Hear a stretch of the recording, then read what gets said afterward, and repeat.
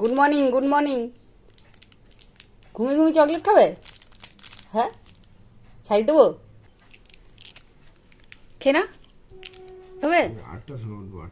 8টায় উঠবে? না, আজ রবিবার তো, 12টায় ওঠো। কি হয়ে যায়? বুঝে বুঝে এখনো বুঝে বুঝে ঘুমাচ্ছ? কি বলে অবিচার করার, একদম যাকে বলে অবিচার। এই সকালবেলায় যে এখন দেখতে পাচ্ছেন আপনারা, আজ আমি ডিম সেদ্ধ খাচ্ছি, কিন্তু ডিম সেদ্ধটা খাওয়ার আগে যে কত কি মানে কি বলবো, মানে কত যে আমার প্রতি যে কত অবিচার হয়েছে, সেটা ভিডিওটা ক্রমশ দেখতে পারলেই আপনারা সেটা বুঝতে পারবেন। শীতের সকাল মানে, আর আমাকে কি করা হয়েছে না, ঘুম থেকে সকালবেলায়, খুব সকালবেলায় ঘুম থেকে তুলে দেওয়া হয়েছে। তাও আজকে ছিল ছুটির দিন।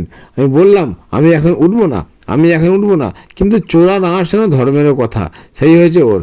ও জানে যে না, একে এই সময় ডেকে ডেকে না তুললে ও উঠতে দেরি করে দেবে। আর সকালবেলা আমাদের একটু বেরোনো ছিল, তাই ও কী করলো, আমাদেরকে ডেকে ডেকে ডেকে ডেকে একবারে তুলে, মানে কী বলবো, আমি উঠবো না আর ও আমাকে ছাড়বে না। কিন্তু আমি কি করব, শেষকাল পর্যন্ত মানে নাছরবান্দা ও আমাকে উঠতেই হলো। আমি বললাম একটু ঘুমাই না, সে আমাকে তুলতেই হলো। তারপর আমি বেরোলাম, বেরিয়ে টেরিয়ে যাচ্ছি মাস্টারমশাইয়ের ঘরে। এখন লিফট দিয়ে আমরা উপরে উঠছি। এই লিফটটা দিয়ে উঠতে সেটা আমেজিং লাগে, মনে হয় রোপওয়ে দিয়ে যাচ্ছি। বাপের কালের রোপওয়েতে কখনো চাপিনি তো, আর লিফটে ওঠাই হয় না, একমাত্র স্যারের ফ্ল্যাটে গেলেই লিফটে একটু ওঠা হয়, বেশ ভালো লাগে।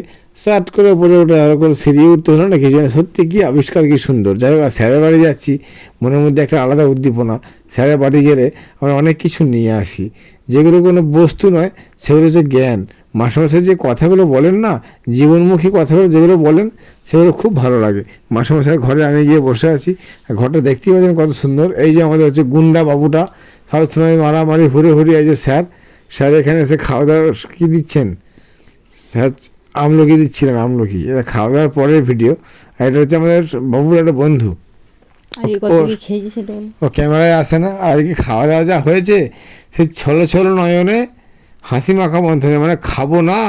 আর স্যার শুধু বলছে বলছে সোমা দাও, রজতকে দাও।